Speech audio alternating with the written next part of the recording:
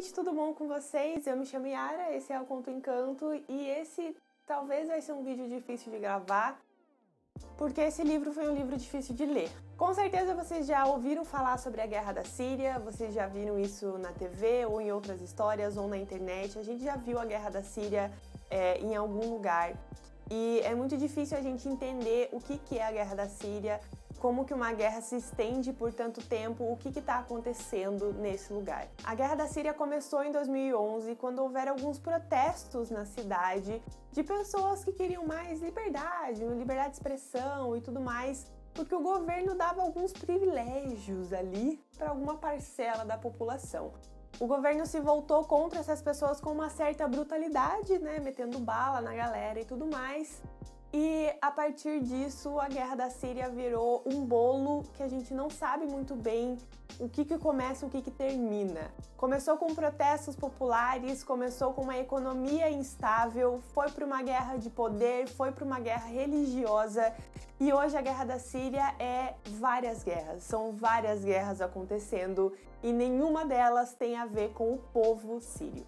Quando chegou aqui em casa pra mim o Diário de Miriam, eu já sabia que ia ser uma história que ia me pegar e que não ia ser fácil de ler.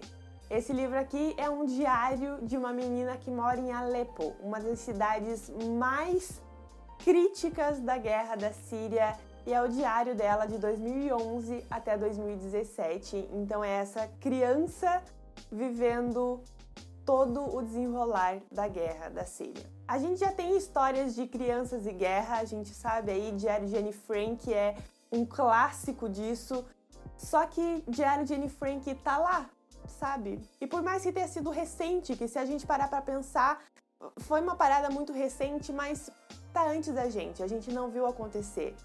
Quando chega um livro como o Diário de Miriam na sua mão e você lê e você vai pra internet e isso daqui ainda está acontecendo, a história é completamente diferente. O livro é bem em formato de diário mesmo, então tem a datinha, ela conta o que aconteceu no dia dela e a gente percebe que a Miriam é uma criança que adora ir para a escola, adora brincar, adora o bairro dela, adora brincar com as crianças do bairro e que começam a acontecer algumas coisas e ela vai percebendo pelos pais. Então ela percebe que o pai dela começa a assistir mais televisão, os pais começam a ficar preocupados com o que está acontecendo na rua, os pais começam a tomar mais cuidado com o horário que elas vão sair e tudo mais. Mas tá tudo bem, tá tudo certo. Do nada não, né? Mas então começa a faltar algumas coisas dentro de casa, começa a faltar o pão na padaria, começa a faltar luz, começa a faltar água. A Miriam começa a ter complicações para ir para a escola. Assim, é bizarro porque a gente vê as coisas indo piorando assim, ó, gradativamente. E essa personagem se acostumando com o caos. E eu acho que isso é o que mais fode com a nossa cabeça. Perdão pela expressão, mas é essa. Esse livro fode com a nossa cabeça por conta disso. É uma criança que o tempo vai passando e ela vai se acostumando com o caos. Mas acima de tudo isso, o Diário de Miriam é um livro que te mostra como isso acontece no Jardim do Lado. Como enquanto a gente está aqui em segurança, tem uma menina de 11, 10 anos de idade que não tem para onde correr, que não tem mais casa, que a família dela está destabilizada e que ela se contenta com o mínimo do mínimo, porque é isso que ela tem. Uma criança que tem que aproveitar quando tem luz em casa, que tem que aproveitar quando ela consegue dormir tranquila, uma criança que consegue dormir tranquila com um tiroteio acontecendo de fora da janela. Então, sabe tapa na cara? Sabe tapa de realidade? É isso que o Diário de Miriam é.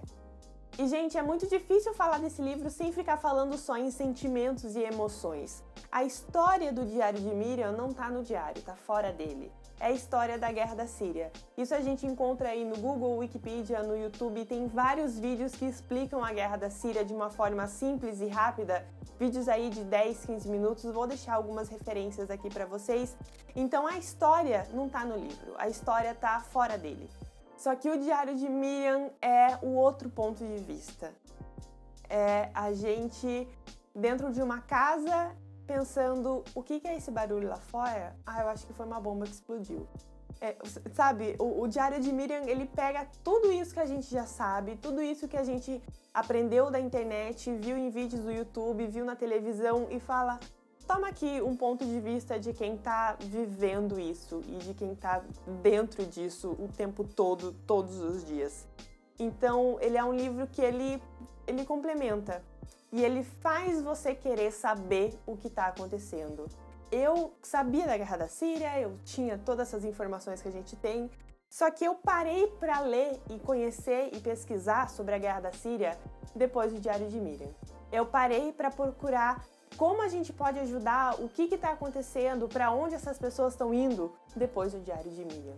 Então ele é um livro que ele não mexe com você só por ele te mostrar uma história emocionante, só por ser uma criança escrevendo um diário. Ele é um livro que mexe com você porque ele faz você se mexer e ele faz você se sentir desconfortável com a sua segurança. Sem dúvida alguma, um livro importantíssimo, um livro que deve ser lido, um livro que eu espero que seja um puta clássico, que nem é o Diário de Anne Frank para nós hoje, porque a história de Miriam é uma história que deve ser lida. A história de Miriam está acontecendo o tempo todo, não só com a Miriam, mas com centenas de outras crianças na Síria. Então, minha gente, o Diário de Miriam, uma baita de uma recomendação para vocês, um trabalho lindíssimo da Dark Side Books, um trabalho realmente muito cuidadoso, a Dark Side sempre com um carinho gigantesco em cima dos livros dele. Peguem para ler, deem de presente, levem para as escolas de vocês, para você que trabalha em escola, para você que está estudando, leva para a faculdade, leva para o trabalho. Pessoas precisam conhecer essa história aqui. Então, vale a pena a leitura. Me siga nas redes sociais para saber sempre o que eu tô lendo. Se você vai no segundo fim de semana da Bienal, aproveita que com certeza você encontra o Diário de Miriam para comprar ali. A gente se vê por aí. Um beijo e tchau!